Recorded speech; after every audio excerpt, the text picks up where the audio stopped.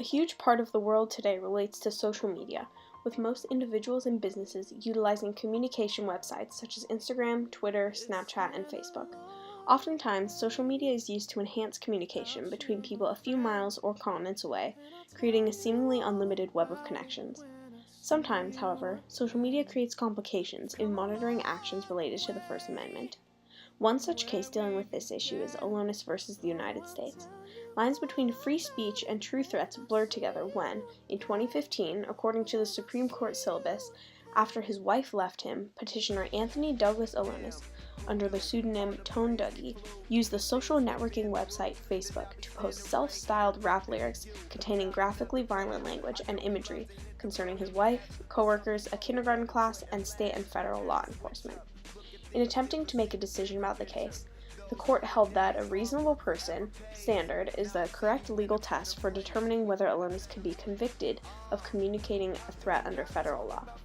Although to the reasonable citizens the posts seemed threatening, the court needed to address whether the posts could be evidentially proven as threats and whether Alonus would be convicted. To what extent did Alonus versus the United States complicate the lines between free speech, what is protected in the First Amendment, and true threats? This can be best explained by evaluating the case and trial from three different perspectives: technological, cultural, and sociological. Before Alonus versus the United States in 2015, the Supreme Court had never seen a case that dealt directly with social media.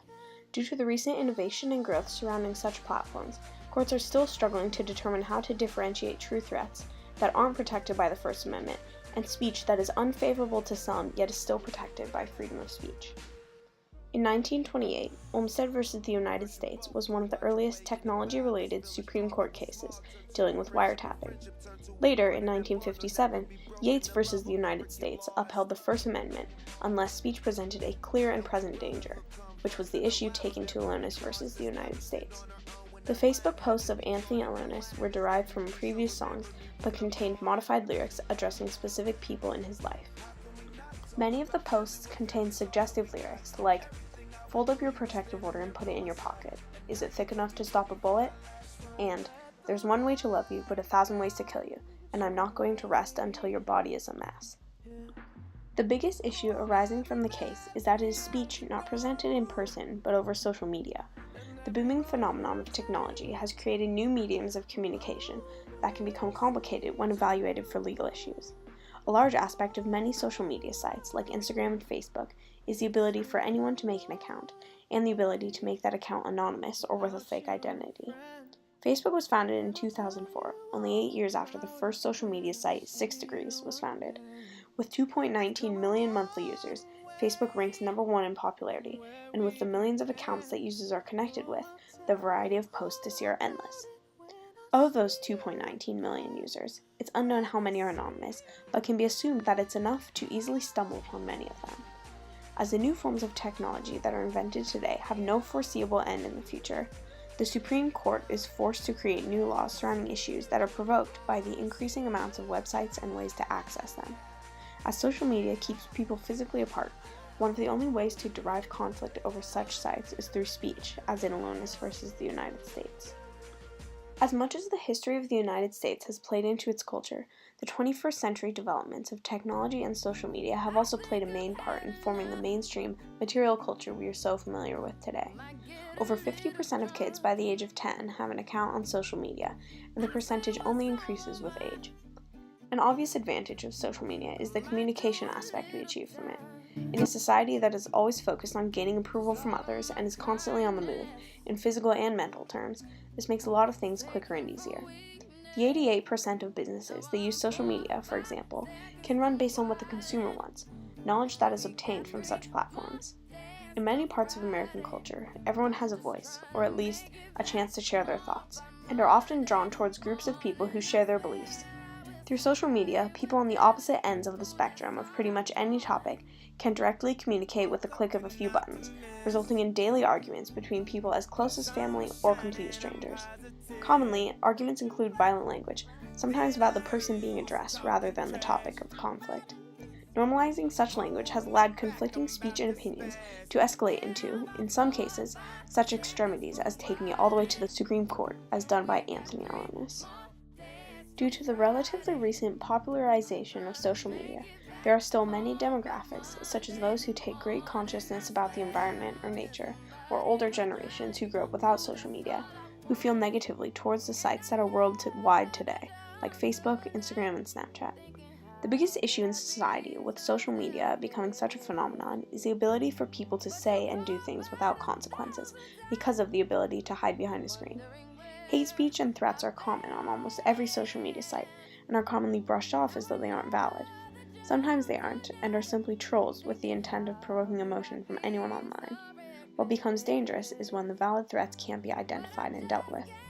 The more social media is used, the more accounts become anonymous as well, whether it's trolls or meme accounts. A less positive aspect of social media is that these anonymous accounts have become normal, as well as the sometimes negative comments or posts that come from them. As seen in Aloneness versus the United States, this creates conflict between those threatening and those who feel attacked. Once true threats are securely categorized, the issue of stopping them immediately becomes significantly easier. Real threats are now susceptible to judicial narrowing, opposed to reasonable citizens confirming that they constitute real threats. John P. Elwood, the attorney of Anthony Aloneness, noted in an interview the audacity of the reasonable citizens rule.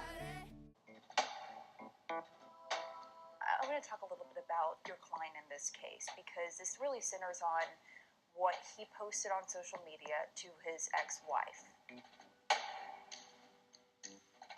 What matters legally is what a reasonable person would think of it, or what he intended by it.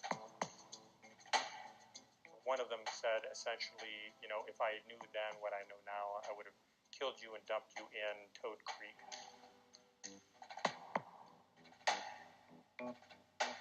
They were styled as raps.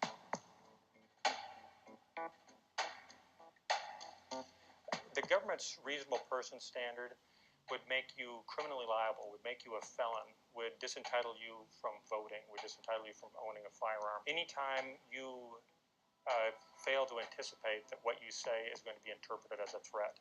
He's being very clear. What did he expect to accomplish with these comments? And he said, this is therapeutic for me. This is just for me. It's not for anybody else. And there's a reason why all of these graphic songs are written, in that they are cathartic. They work through experiences. When Eminem wrote these things, he hasn't been prosecuted for a felony for writing these songs, which are virtually indistinguishable about his ex-wife. We'll be right back. Well, I will. You'll be in the trunks. You don't believe your client was trying to intimidate or create panic? It was the government's position that they said again and again in their argument to the jury, it doesn't matter what he thinks. And in the United States, I don't think you can say it doesn't matter what the defendant thinks in a speech prosecution. In general, this change in judgment by citizens means that it has actually become harder to be convicted for things that are said over social media, as there is often less concrete evidence proving that harm is intended by certain things that are said. A relating issue surfaced in 2017 with the Packingham versus North Carolina case, which ruled that prohibiting sex offenders from using certain social media sites violated the First Amendment. Although the offenders had proved intent to do ill will in the past, it has still been difficult to pin them for current social media use. Courts also now take into consideration the mental health and stability of the person on trial when examining the line between wrongful and innocent. As stated in Justice Clarence Thomas's dissent, the solution is not to abandon a mental state requirement compelled by text, history, and precedent. Not only does such a decision warp our traditional approach to mens rea, it results in an arbitrary distinction between threats and other forms of unprotected speech. The issue is and will continue to be relevant just as long as social media continues growing, which has no foreseeable end right now. Because social media is used mainly to communicate, and because people have tempers, it is inevitable that a post will be misinterpreted, and that someone will make a real threat over the internet. With evolved understanding of internet culture and people in society, combined with mental health examinations, the narrowing down of who deliberately means harm should only be made easier to find. Although Justice Clarence Thomas presented a dissenting opinion, the other 7 Supreme Court justices ruled that the court did not have sufficient information to call Aloneness's posts true threats. Even though he wasn't convicted, the change of how social media posts are now interpreted was large. A significant aspect of change was in distinguishing true threats from creativity, as Aloneness had claimed for his reason of writing. This change is valid in the fact that in many pop and rap songs that come from famous artists, the lyrics are not all that different from the ones Alonis posted, but for some reason are not addressed with the same amount of caution. As social media usage will continue to grow, the necessity of categorizing true threats from free speech will as well. Alonis versus the United States has served as an important point in the progression of determining these categories, as the ruling of the case resulted in the decision that hard evidence of a threat must be present, opposed to the previous judging of calibers of threats by reasonable citizens. Although the case of Anthony Alonis versus the United States complicated the line of what is protected by the First Amendment by providing threats with unknown purposes online, it also became a turning point in future social media-related cases by setting a harder requirement for ruling over the internet speech as violating the First Amendment.